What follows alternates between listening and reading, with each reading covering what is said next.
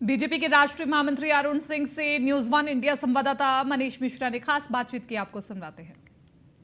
नरेंद्र मोदी के 9 सफल साल को लेकर जनसंपर्क अभियान चल रहा है। उसमें तमाम बड़े नेता शामिल हो रहे हैं। आज हमारे साथ लखनऊ में बात करने मौजूद है अरुण सिंह जी हैं, राष्ट्रीय महामंत्री हैं भारतीय जनता पार्टी के। सर, 9 साल बेमिसाल, 10वें साल की तैयारी है और 2024 का मिशन। देखिए, भारत नए संकल्प को लेकर चल रहा है कि नया भारत किस प्रकार से होना चाहिए।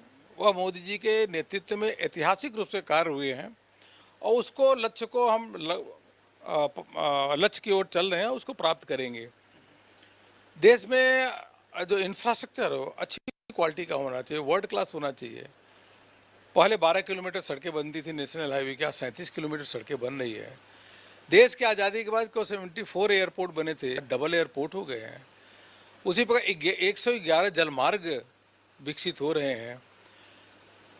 हर 400 वंदे भारत ट्रेन चलाई जानी है। अभी प्रधानमंत्री जी कुछ दिन बाद ही 5 वंदे भारत ट्रेन एक साथ चलाने वाले हैं। तो इस प्रकार का इंफ्रास्ट्रक्चर पे खर्च होना, यूपीए के समय में 2.5 लाख करोड़ रुपए इंफ्रास्ट्रक्चर पे खर्च होता था, आज 10 लाख करोड़ रुपए आधारभूत ढांचा इंफ्रास्ट्रक्चर पे खर्च हो रहा है। और इसी के माध्यम से हम नए भारत के संकल्प को प्राप्ति करेंगे। एक विकसित भारत के लक्ष्य की ओर हम लोग जा रहे हैं। 9 सालों में जो काम हुआ है, वास्तव में यह काम देश की आज़ादी के बाद जब यूपीए के या कांग्रेस के शासनकाल थे तब हो जाना चाहिए था, लेकिन उन्होंने कुछ नहीं किया। इसलिए इन कार्यों को प्रधानमंत्री मोदी जी के नेतृत्व में हो रहा है। आप कल्पना करिए कि देश की आज़ादी के बाद अगर गरीबों का बैंक अकाउंट ही नहीं खुला था तो कैसे उनको लाभ मिलता। आज 48 करोड़ नए बैंक अकाउंट खुले हैं, जनधन अकाउंट खुला है, 11 करोड़ शौचालय बने हैं। इस घरों में अगर यूपीए ने कांग्रेस के समय ने अगर पीने का पानी दे देते नल के माध्यम से, तो आज 11 करोड़ घरों में नल से जल की व्यवस्था क्यों करनी पड़ती। मेडिकल कॉलेजेज नहीं थे, डॉक्टर्स नहीं थे, सारे चीज़ों का अकाल था। वह मोदी जी के नेतृत्व में लगातार लोग किस प्रकार से स्वस्थ रहें और वह विकास के काम में अपना योगदान करे, उस दिशा में काम हो रहा है। अरुण जी, क्योंकि देखा गया है कि आप 9 साल की तरफ बढ़ रहे हैं, पूरी भारतीय जनता पार्टी इसको अच्छे से मना रही है, विपक्ष इस पे जरूर हमलावर होता है। विपक्ष पहली बात तो एकजुट होने की कवायद कर रहा है। तो हमने देखा बंगाल से लेकर दिल्ली तक की दौड़ लग रही है। आपके 9 साल पे 9 प्रश्न उन्होंने भी आपसे पूछे हैं। देखिए, उनके पास मुद्दा कुछ नहीं, मुद्दा विहीन विपक्ष है। यह 2019 से पहले भी सब एकता करने के लिए निकले हुए थे और अंत में आकर एकता इनकी टूट गई। जब समाजवादी पार्टी ने विधानसभा जीती तो उन्होंने सोचा कि मुलायम सिंह को प्रधानमंत्री बना देंगे। एक बार मायावती जी भी प्रधानमंत्री को ख्वाब देखने लगी थी, ममता बनर्जी भी पीएम का ख्वाब देखने लगी थी, केजरीवाल भी ख्वाब देखने लगे थे। लेकिन ऐसे थोड़ी होता है, ये रीजनल पार्टियां हैं, एक होकर क्या करेंगे बताइए।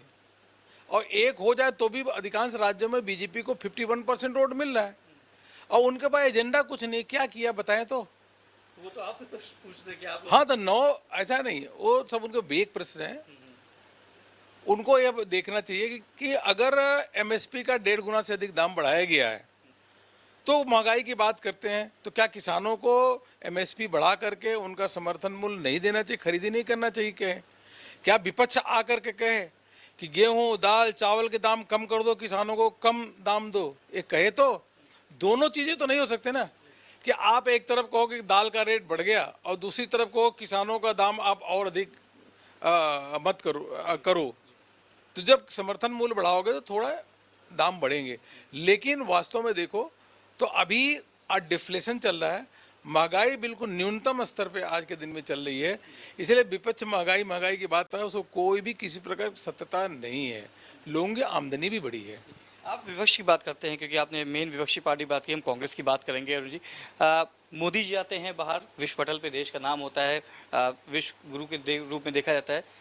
राहुल गांधी जाते हैं, अपने ही देश के खिलाफ, अपने ही सिस्टम के खिलाफ आवाज़ उठाते हैं। किस तरह देखते हैं इसको? देखिए, आर्थिक जब दृष्टि से देखें तो हम तेज गति से बढ़ रहे हैं और आईएमएफ वर्ल्ड बैंक भी कह रहा है कि भारत एशिया नहीं विश्व का सबसे तेज गति से अर्थव्यवस्था है।